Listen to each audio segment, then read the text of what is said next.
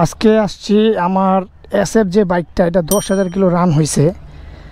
এই 10,000 kilo performance কীরকম পাইলাম সেটা আপনার সাথে শেয়ার করার জন্য। এই যে এটা হয়েছে হচ্ছে 10,103 কিলো। সো 10,103 কিলোতে আমার গাড়িতে কী কী সমস্যা হয়েছে বা গাড়ির পারফরমেন্স কীরকম পাইছি সেটা আপনার সাথে শেয়ার করবো। প্রথমে যদি বলি 10,000 কিলোতে আমার গাড়ির তেমন কোনো প্রবলেম আমি পাই নাই। আর সাউন্ডের কথা যদি বলি, সাউন্ডও মোটামুটি ভালো আছে। এক্সজস্ট সাউন্ডও মোটামুটি ভালো আছে। আর সাউন্ডটা ভালো ছিল না, কারণ যখন আমি বাইকটা প্রায় 9,000 কিলো হয়েছিল তখন আমি যেটা করছিলাম এটা হচ্ছে আমার গাড়ির কিছু কাজ করাইছিলাম বলতে গাড়িতে যে টাইমিং চেঞ্জ ছিল সেটা আমি চেঞ্জ করাইছি, কারণ একটা খটখট আওয়াজ হইতো। গাড়িটা যখন 2 নম্বর গিয়ারে আমি 5-7 টান দিতাম তখন একটা আওয়াজ হইতো। এই কারণে যেটা করছি সেটা হচ্ছে টাইমিং সেটা চেঞ্জ করছি। এরপর হচ্ছে এয়ার ফিল্টারটা আমি চেঞ্জ করছি। অ্যান্ড এরপরে চেঞ্জ করছি হচ্ছে তেমন কোনো মেজর কোনো কিছু চেঞ্জ করি নাই। এই টাইমিং চেন আর এয়ার ফিল্টারটাই চেঞ্জ করা হয়েছে জাস্ট। আর যেটা করছি এটা হচ্ছে গ্রিজ দিয়ে আমার যে কেবলগুলো আছে এগুলাতে গ্রিজ দিয়ে ওয়াশ করছি। আর এরপরে আরো অনেক কিছু করা দরকার ছিল, আমাকে বলছিল, বাট আমি করি না, যেগুলো প্রয়োজন নাই। শুধুমাত্র ব্রেক প্যাড 2টা চেঞ্জ করছি, পেছনের ব্রেক প্যাড আর সামনের ব্রেক প্যাড চেঞ্জ করছি। এই পেছনের ব্রেক শুটা চেঞ্জ করছি আর সামনের ব্রেক প্যাডটা চেঞ্জ করছি। এই 2টা কাজই করছি শুধু, মানে টাইমিং চেন 1 নম্বর হচ্ছে টাইমিং চেন, 2 নম্বর হচ্ছে এয়ার ফিল্টার, 3 নম্বর হচ্ছে সামনের ব্রেক প্যাড এবং পেছনের ব্রেক প্যাড। এই কাজ করছি, আর কোনো কাজ করি না বাইকের মধ্যে। এবং 10,000 কিলোমিটারের মধ্যে ওইরকম কোনো সমস্যা আমি পাইনি, কারণ এই বাইক দিয়ে আমি সিটির মধ্যেও রাইড করছি এবং লং ট্যুরেও গেছি, ওইরকম কোনো প্রবলেম আমি পাইনি। আর এই বাইক চালাইয়া আমি সবচেয়ে যেটা মজা পাইছি সেটা হচ্ছে বাইকের সিটিং পজিশন।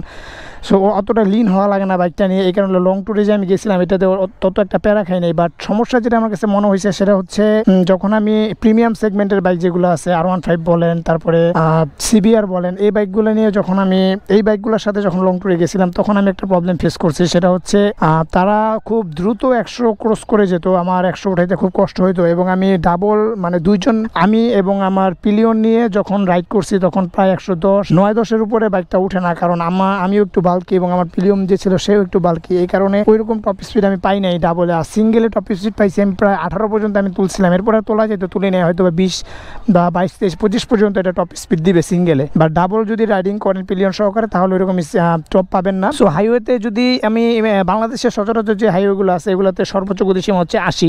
সো সর্বোচ্চ গতিসীমা 80 হিসেবে এই বাইক 100 উঠে খুব স্মুথলি, ওইরকম কোনো প্যারা দেয় না। তো 80-90তে খুব কমফোর্টেবলি রাইড করা যায়। বাট ওরকম প্রিমিয়াম সেগমেন্টের বাইকের সাথে যদি তুলনা দেন তাহলে তো হবে না। এমনি লং ট্যুরের জন্য ঠিক আছে। আর যদি শর্ট ট্যুরের কথা বলি তাহলে সিটির মধ্যে রাইডের কথা যদি বলি, আমি বেশ 10,000 কিলোর মধ্যে ম্যাক্সিমাম আমি রাইড করছি সিটির মধ্যে ওইরকম কোনো প্রবলেম পাই নাই। বাট যেটা হয়তো সিটির মধ্যে সেটা হচ্ছে ইঞ্জিনটা খুব গরম হয়ে যেত আমার। সিটির মধ্যে যখন আমি রাইড করি তখন ইঞ্জিনটা খুব গরম হয়ে যায়, এবং যখন আমি পাটা এখানে রাখি তখন ইঞ্জিনের হিটটা কিন্তু আমার পায়ের সাথে এসে লাগে। মানে জ্যাম জটের মধ্যে যখন আমি রাইড করি তখন ইঞ্জিনের হিটটা পায়ের মধ্যে খুব বেশি লাগে, খুব হিট লাগে। এটা একটা প্যারা খাইছি আমি সিটির মধ্যে রাইড করতে গিয়ে। গাড়ির সাউন্ড যদি বলি তাহলে 10,000 কিলো হইতে আমার গাড়ির সাউন্ড পুরোপুরি চেঞ্জ হয়ে গেছিলো। আমি যখন টাইমিং চেঞ্জ করছি তখন সাউন্ডটা অ্যাডজাস্ট করে নিয়েছিলাম। আর মোবিলের কথা যদি বলি, এটা হচ্ছে 1000 ml এর মোবিল দিতে হয় এটার মধ্যে। আর 1000 ml যে লেখা আছে এখানে 1000 ml এর মোবিল দিতে হয়। সো 1000 ml মোবিল দিলে যেটা হয় সেটা হচ্ছে, আমি মোটলি ইউজ করছি মিনারেলটা, সিনথেটিক এখন ইউজ করি নাই। মিনারেল দিয়ে মোটামুটি পারফরমেন্স ভালো পাইছি, খারাপ পাই নাই।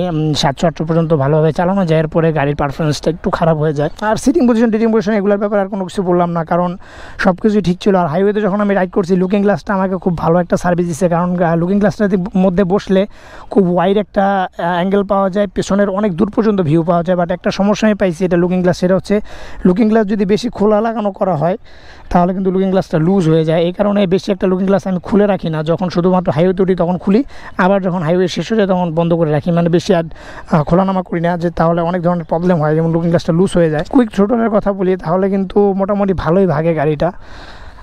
10,000 কিলো পর্যন্ত আমি যা পাইছি মোটামুটি ভালো ভাগে। টপ স্পিডের কথা তো আপনাদের বললামই। সো আমার বাইক রাইড হচ্ছে 10,103 কিলো। এই পর্যন্ত মোটামুটি আমি ভালো পারফরমেন্স পাইছি। সুইচগুলো মোটামুটি প্রিমিয়াম কোয়ালিটির, ওরকম কোনো প্যারা দেয় নাই আমাকে। আর স্ট্যান্ডের কথা যদি বলি, খারাপ না, মোটামুটি ভালো। 10,000 কিলো পর্যন্ত ভালো পারফরমেন্স পাইছি। মানে এই বাইকের প্রাইস হিসেবে, সিঙ্গেল চ্যানেল ABS হিসেবে মোটামুটি ভালোই আমি সার্ভিস পাইছি। এই ছিল 10,000 কিলো পর্যন্ত আমার বাইকের পারফরমেন্স টেস্ট। সো দেখা হবে পরবর্তী কোনো ভিডিওতে অন্য কোনো টপিক নিয়ে। সে পর্যন্ত সবাই থাকবেন ভালো, সবাই থাকবেন সুস্থ। সবাইকে আসসালামু আলাইকুম।